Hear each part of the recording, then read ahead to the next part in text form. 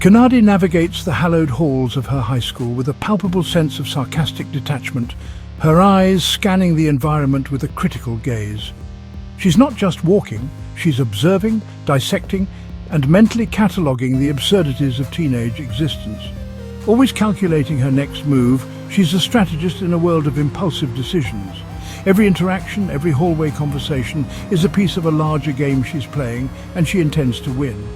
The Gallaghers don't just bend society's rules, they gleefully shatter them into a million pieces. They operate on a different plane, guided by their own unique moral compass and a healthy disregard for conventional norms. Their home is not just a house, it's a cluttered den, a chaotic sanctuary where personal space is a concept lost to the ages.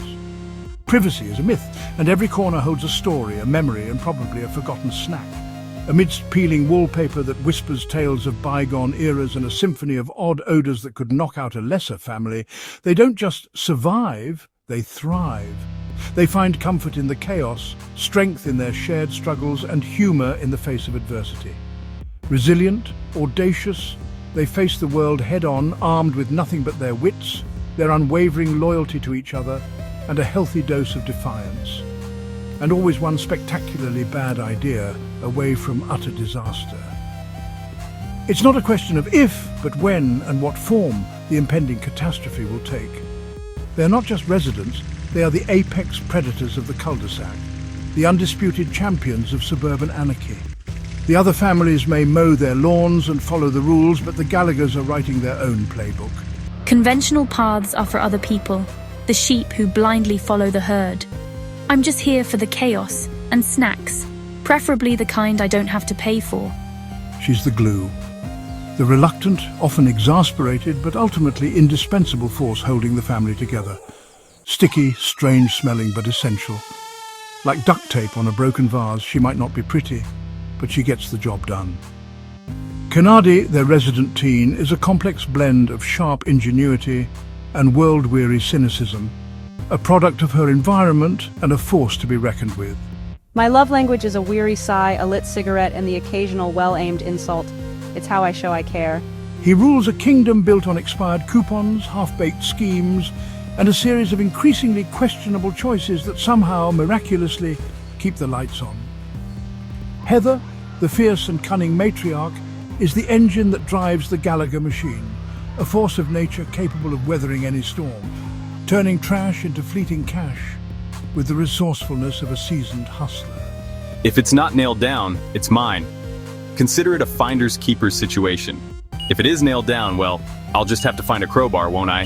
A little elbow grease never hurt anyone. In the sprawling, often monotonous beige landscape of late 20th century suburbia, where conformity reigns supreme and dreams go to die, we find the Gallagher clan, a vibrant splash of colour in a world of muted tones. A family not just surviving, but thriving on a diet of low-stakes chaos, petty larceny, and unwavering familial loyalty. Josh, the self-proclaimed alpha and patriarch of this unconventional brood, is a master of lazy ambition, outlandish schemes, and somehow always landing on his feet. The van became their shared obsession, uniting them like nothing else. Their current car, a rusted station wagon, was a humiliating reminder of their stationary plight. The van was now a biological imperative as vital as oxygen and cheap beer. Every dinner conversation turned to makes models and dreams of escape. The hunt was on. If you two are up front, I can actually escape for hours. Kanadi just wanted the back cabin to herself. I just want a place to smoke in peace and judge tourists. Heather saw it as a mobile fortress, a way to take their chaos on the road. That van is freedom on wheels, captain of the asphalt seas. The van obsession began on a sweltering July day, watching the Petersons load up their shiny new Winnebago. For Josh, it was more than a vehicle, it was freedom, a rolling escape from responsibility. The Van Fund, a clandestine operation hidden in a greasy old coffee can, wasn't just a savings account. It was a testament to Josh's dedication, a physical manifestation of his unique talents. It grew dollar by hard-earned dollar with every meticulously planned, dramatically executed act of, well, let's call it performance art. Each bill represented a successful con, a conquered challenge, a step closer to freedom on four wheels. There were close calls, moments where the line between performance and reality blurred, with real paramedics showing up, sirens wailing and questions being asked.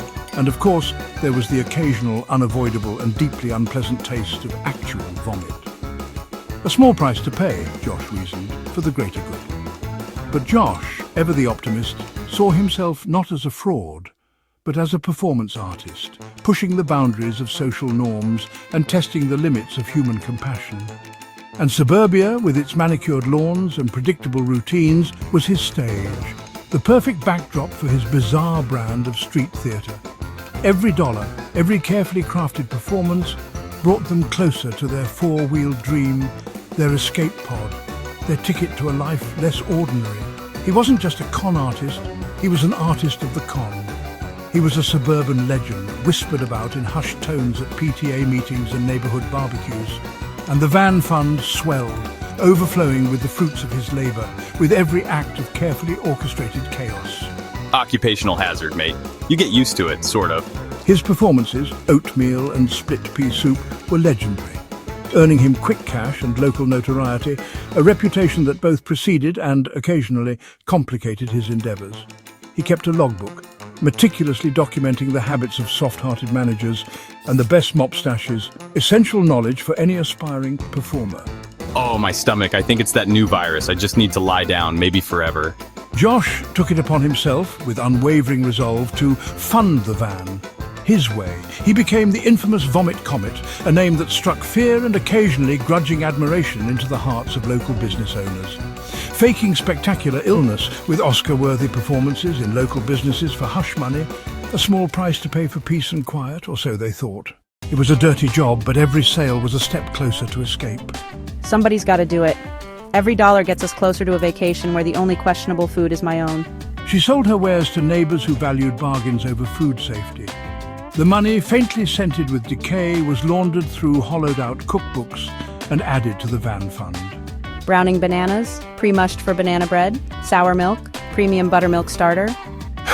Heather's hustle was quieter but just as pungent. She ruled the expired food resale market. By night, she foraged behind supermarkets, rescuing dented cans and bruised produce. Her garage became a warehouse of questionable goods sorted by still good, probably fine, and for Josh's lunches. Her clean cash was a welcome addition to the family's grimy earnings. It was wealth redistribution, a tax on the popular and fortunate. The scheme provided a steady, untaxable income for the van fund. I operated with the cool efficiency of a seasoned operative. Cash was dropped in a specific copy of Moby Dick. The toys reappeared unharmed but changed. You'd be amazed how fast panicked teens will pay up to save a $500 stuffed animal. She borrowed rare Beanie Babies, then sent ransom notes with Polaroids of the toys in peril. I wasn't a thief.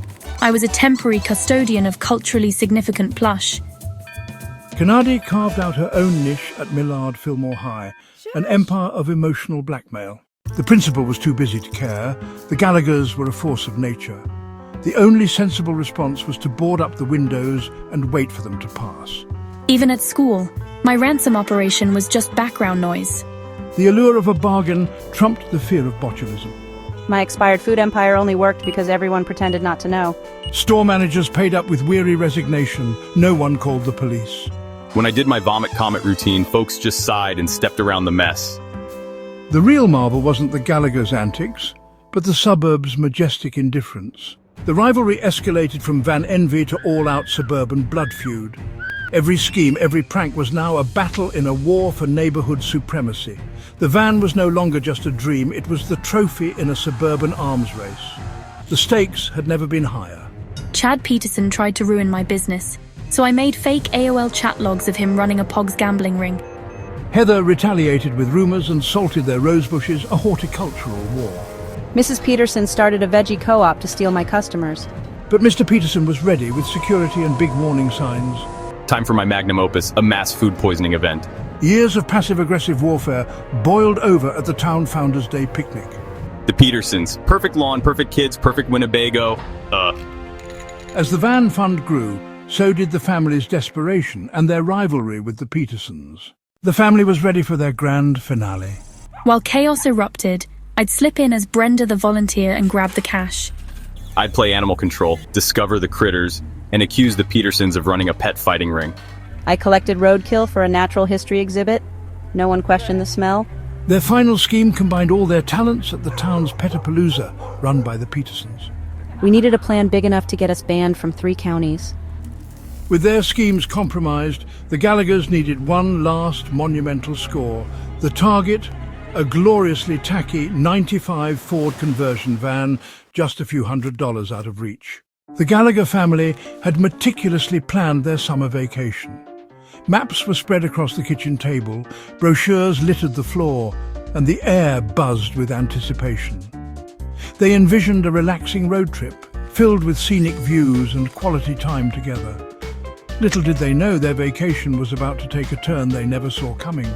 It was going to be even more interesting, more chaotic, and definitely more memorable than anything they could have planned. The universe, it seemed, had a different itinerary in mind for the Gallaghers. The Gallaghers had won suburbia, or at least they occupied a perfectly ordinary house on a perfectly ordinary street.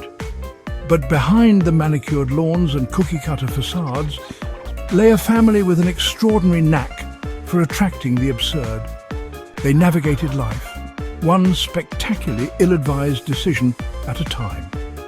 Each choice, seemingly small at first, cascaded into a series of increasingly outlandish events. It was a Gallagher specialty, turning the mundane into the magnificent mess. Sometimes chaos pays off, sometimes the most ridiculous schemes yield the most unexpected rewards, and sometimes, just sometimes, it's good to be a Gallagher. So, with a mix of trepidation and excitement, the Gallaghers drove home, the setting sun casting long shadows behind them. They were now the proud owners of a new wolf-muraled van, a vehicle as loud and unapologetic as the family themselves. It was a statement, a declaration of their unique brand of chaos. And adding insult to injury, or perhaps reward to ridiculousness, they were towing the Petersons' chariot, their beloved Winnebago, behind them. The irony was thick enough to spread on toast. We did all that scheming, all that plotting and planning, all that Gallaghering, and just get handed the enemy's Winnebago. Wild. I mean, who gets that lucky? Only us, apparently. The old man, the purveyor of this unexpected bounty, revealed a secret about his late wife. Turns out she had a secret hobby, a rather lucrative one, stripping stolen RVs. A woman of hidden talents indeed. Take them both, he said with a mischievous glint in his eye. He was revealing not just the van, a vehicle that screamed road trip, but also the Petersons' stolen Winnebago, a prize beyond their wildest, most chaotic dreams. Back at the fair, the scene was still unfolding in glorious chaos. Meanwhile, they counted the money in the car, the spoils of their unconventional victory. The air inside the car smelled like freezer burn, a testament to their frozen caper. But beneath the frosty aroma, there was the sweet scent of victory. They raced to buy the van, fueled by adrenaline and the thrill of the heist. They were greeted by an old man, a character straight out of a quirky comedy. He had a twinkle in his eye as if he knew exactly the kind of trouble they'd been stirring up. In and out, like a pro. We were a well-oiled, albeit slightly deranged machine. Kennedy, ever the master of disguise, was disguised as Brenda, a persona she seemed to relish. She jimmied the cash box with practiced ease, a skill she probably shouldn't have possessed. And she filled her gerbil tote with the ill-gotten gains, a truly bizarre image. Mr. Peterson's face went so red, a shade usually reserved for cartoon villains. I thought he might pop a blood vessel right there in the middle of Petapalooza. It would have been a fitting end to a truly ridiculous day. Josh, ever the improviser, donned a borrowed security uniform, adding another layer of absurdity to the situation. He then proceeded to accuse the Petersons with theatrical flair of running a squirrel-fighting syndicate, a charge so outlandish it was almost believable. This drew a crowd, naturally, and even attracted the attention of the local news, eager to capture the bizarre spectacle. I dropped the frozen animals behind the tent, hoping no one would ask too many questions. I was looking like a low-rent Carmen Sandiego, trying to blend into the background of a pet fair gone completely off the rails. Petapalooza had truly arrived in all its chaotic glory, and against all odds the plan, as crazy as it was, unfolded with bizarre precision, leading them to a wolf-muraled van and a stolen Winnebago. The Gallaghers had once again turned the ordinary into the extraordinary.